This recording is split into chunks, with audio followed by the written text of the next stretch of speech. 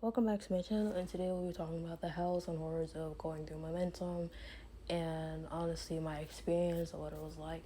So the reason why I took such a long time to talk about what momentum was like was because momentum was like very triggering and everything, because it had like a lot of like really stories that are very sensitive and very stories like you would not really go and tell people that you've experienced such horrors and experienced such things.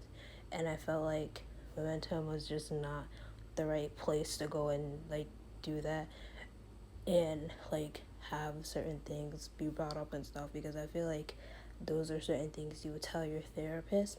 You don't really tell like it's like certain things you tell your therapist, you tell your social worker, and stuff like that. It's not certain things that should be mentioned for school, because school is for learning and stuff like that. It's not for people's private business to be aired out like that. And so basically, what happened was that momentum would basically be a thing where they bring you to the auditorium, and then you're on the stage, and then you're right behind the stage, and then after that you have to like cross a line if you've ever experienced any of that stuff. And so they'd be like, oh, have you ever experienced SA? Have you ever experienced RN? Have you ever experienced DV? Have you ever experienced homelessness? Have you ever experienced bullying? Have you ever wanted to commit like off yourself? Have you ever been in touch and stuff like that? And I'm like, and then they ask like, do you identify as black? Do you identify as white? Do you identify as transgender? Do you identify as whatever? Just stuff like those questions.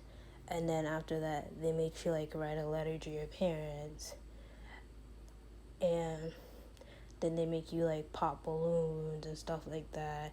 And then after that, it was just like stuff like that. And it's like, there are just some topics you just don't talk about out loud. Like I said, those are the things that you should discuss with your therapist, discuss with your social worker and stuff like that, because those things are very triggering to someone emotionally and mentally, sometimes even physically. And I feel like it was just like wrong place, wrong time to bring those things up, and like very triggering. And it was like to the point where people were literally on stage, literally crying their eyes out, like tears coming out of people's face. And then on top of that, he had like the audacity to be like, oh, I did this to bring you guys all together, to bring you guys together. And then he like asked one of the girls, like, why do you think, no, like he asked people, and I was like, oh, why do you think I did this? And then he was like, oh, and then she was like, oh, to bring us together and da da da da, and show that all people are going through these things, and then it's not just you. And then he was like, yeah, and that's why I'm doing this. And then after that, they started talking about homelessness, and then they were like, oh, thank you for keeping your friends secret who are homeless and all that stuff. That was a lot to unpack. But honestly, I just feel so emotional while I was talking about this, because I knew I was going to make this video one day, but I just didn't know the day that I would be making this video. But being able to make this video right now, well, and like having my emotions and everything, just feels so good. And the fact that I have a platform to bring this on is just very nice, and it just feels so free and so willing. So if you like, that's why I'm so emotional, because like every time I think about that day, I just start, it just like brings these feelings into me, because I just get so emotional when I think about that day. And not even that day, because we had to do it for 2 days straight. And then after that, he would like make these comments, and then he would be like, oh, I know you girls don't get attention at home, because there was like these girls in the back, and they really didn't want to be there. And it's like, honestly, I don't blame them, because I didn't want to be there either. He was like, oh, I know you guys don't get attention at home, so I'm not going to give it to you now. And I'm like, what type of guest speaker says that to a bunch of like high schoolers? But then at the same time, it's like, area that you're in, because the area that I was in was not a very nice area, and it would be more seen as like the ghetto area, like a place that you would not send your kids. Like I remember I had a friend, she's like, her and I are now ex-friends and stuff like that, and like anytime she had like a friend, she'd always tell me, she'd be like, oh, I have a friend and she knows about our school, and their parents let her go to the school because it's just that bad and it's just that ghetto. And it would always be stories about how bad the school was. And it really took me having to go to that school for a year and just telling the stories of how bad it was.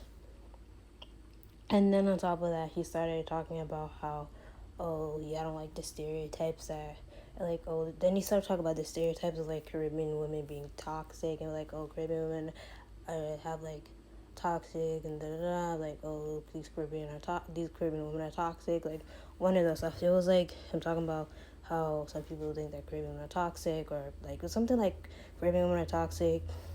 Some people think Caribbean women are toxic. Something about, like, Caribbean women being toxic and stuff like that. And then he started talking about, like, have you ever had, like, parents be like, oh, whatever happens in the house stays in the house, stuff like that. And then after that,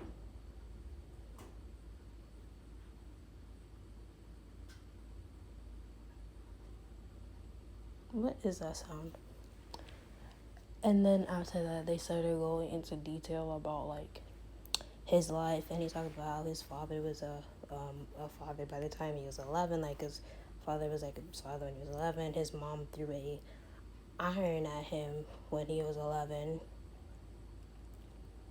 And then after that, he just went into detail about how hard it is to be a black man, and da-da-da. And it's like, not everything is because you're a black man. Sometimes it's like, not everything is because you're a black man. I'm gonna say that right now. And to me, it was just annoying because he had empathy and he had sympathy for all, like, the black men and the black males that were in the room. Like, he had a little sympathy and he had a little empathy to any of the black women that were in the room, any of the black girls that were in the room. But he had so much sympathy and empathy towards the black men and the black boys and the black males that were in the room. And it was just very annoying. And you could just see his just generosity. And to me, I would see that he has that hatred, at least for, like, the black, females, the black girls, the black women in the room. And then, of course, someone got their phone stolen. Like, some girl got her phone stolen, and then they had to find it. And then the first thing that happened before this whole thing happened for the momentum was that there was literally a whole fight that broke out. And I remember because I was literally sitting across from the fight watching it happen. And then they had to have, like, security, and he had to come in and stop the fight, and teachers had to come in because it was like multiple fights just in one row. And I'm like, y'all are annoying. And it was just like one trauma event after one trauma event after one trauma event. And it's like, this was the perfect example of trauma bonding and why you should never trauma bond with anybody else. And that was just my experience of that situation. To me, it was like trauma bonding after trauma bonding after trauma bonding. And it doesn't help you, it just, like, builds more trauma. So you stick with a group of people. And like I said, it also has to do with the area you're in. Because, like, when you live in, like, certain communities, like suburban, and then you have the ghetto's community is the type to do stuff like this. I'm just saying that, like, how they handle situations and how they do things is very different. Like, if you live on the suburbans, stuff like this would not happen because they're more sensitive to mental health and they understand that kids are going through stuff. You go to, like, these schools that are, like, in the ghetto, they don't care about your mental health because, like, I remember, same story about this school.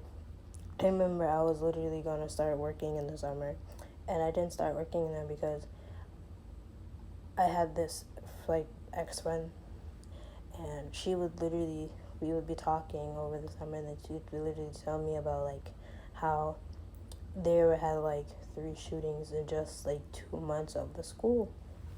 And then after that, I was like shocked and I didn't really believe her at first. But then she was like, "Oh, look, it's literally in a news article," and it was like, and then on top of it, it was literally like 3 shootings in the months that you would be there, like working and stuff like that.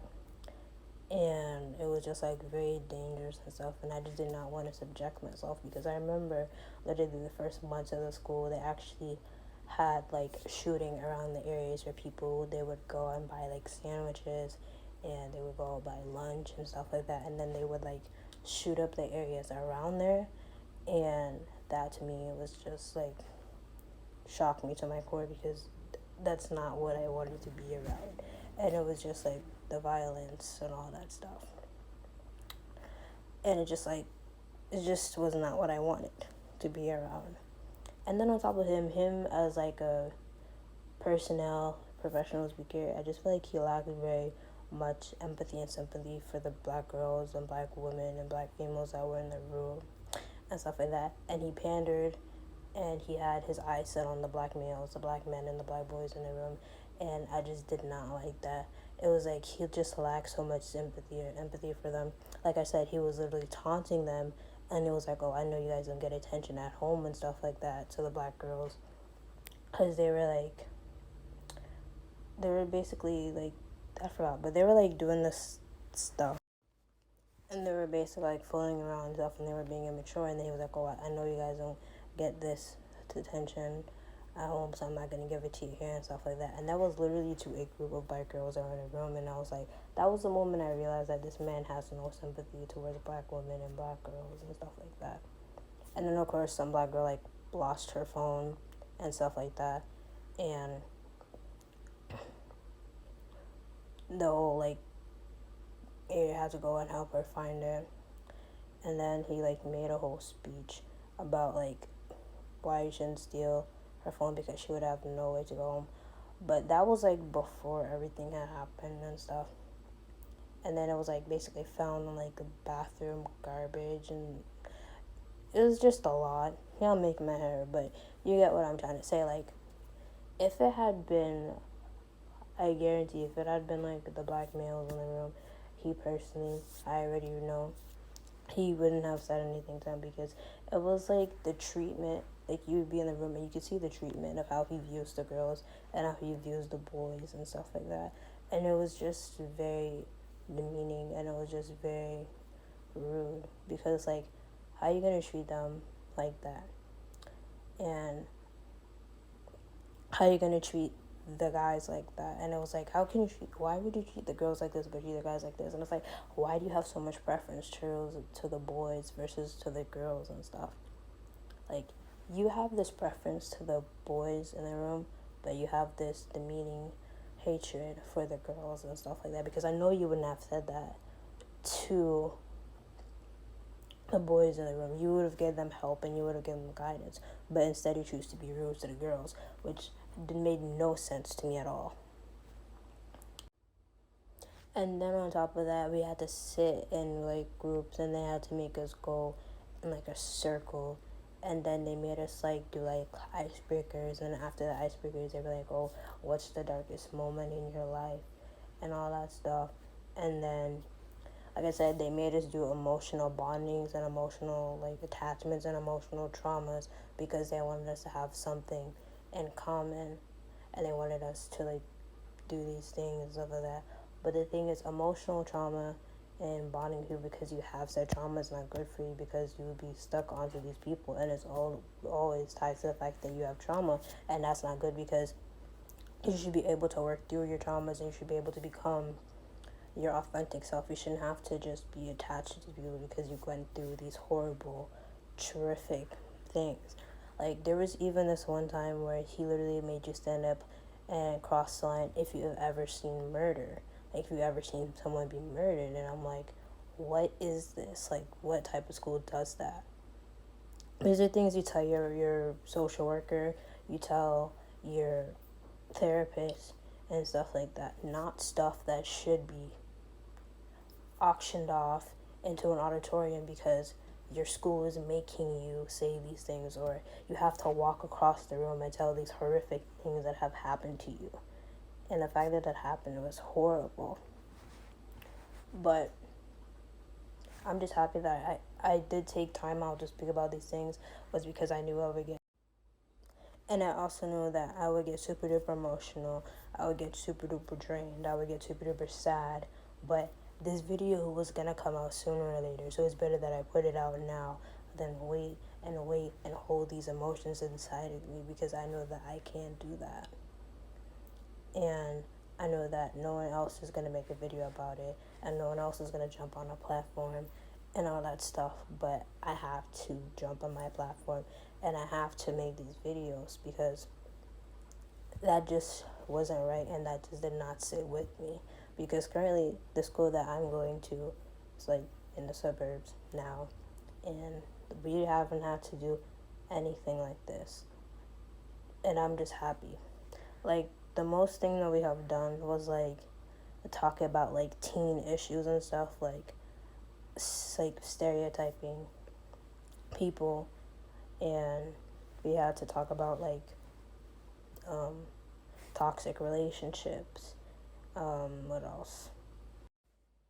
But that was only because there was like a theater group, and they were basically saying that, you know, they like brought a bunch of kids there that were like theater kids. They performed like a play. It was not real. None of these things actually happened, and they pulled out like some scenarios, and they were paid actors that came on the stage, and they acted out their parts and stuff.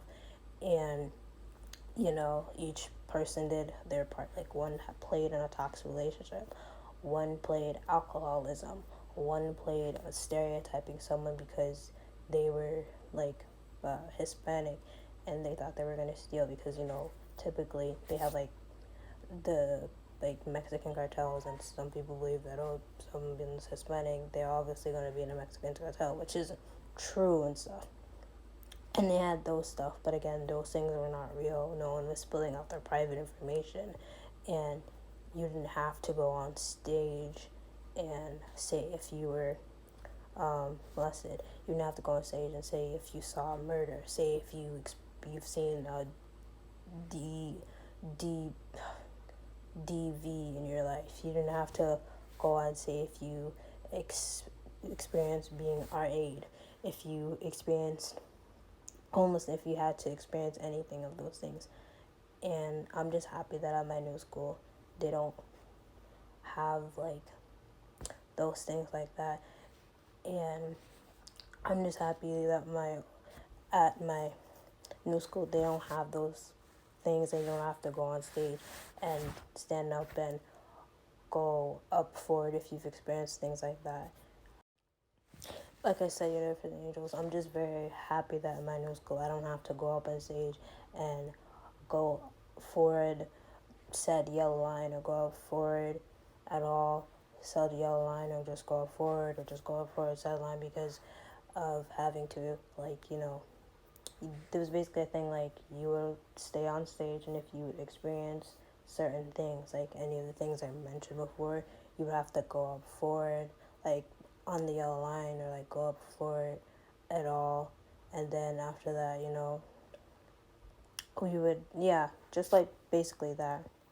I can't remember if it was like you have to go up forward on the yellow line, or you just go up forward, but I think it was like you have to go up forward on the yellow line, and then after that, it was like you meet those who experience, like, you know what I'm trying to say. But I'm just thankful I don't have to do that at my new school, because like I'm in the suburbs and stuff, so that's good. And then after that, I think we like took pictures, and then everybody went home. But after that, everybody took the whole bus home, and then, like I said, at the end of all these things, people were in tears, because these were things that people have experienced. These are things that are traumatic. These are things that, like I said, you should talk to your therapist, talk to your social worker with, not things that should have to be blurted out of you, or things that you should have to say, because at the end of the day, these things are traumatic, and these are people's personal experiences, or personal truths. And the only person's business is your business, because you were the ones who went through these things. And then when we went on the bus, because like I said, this was New York, you had to take like a bus. The energy was just so heavy, and it was just so hard for people to talk, because at this point people have said and mentioned these traumatic, these horrible, these horrific things that they've been through, that they've experienced.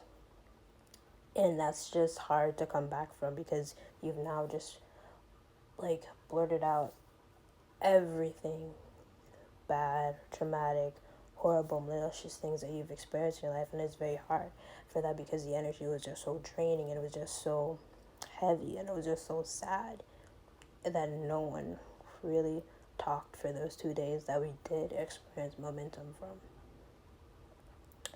And I know this is very different from my channel, but I just always said to myself that I would put out a video for this, and I would not let what happened just stay in my head, just stay in my mental. And like I said, I knew that I couldn't let this stay in my head. This couldn't just stay in my mentality. I had to put out this video, and I knew I'd say to myself, one day I'm going to put this out, because I knew I couldn't just stay in my head. It couldn't just stay in my mentality. I had to come out at some point. So this is the video that I'm making to it.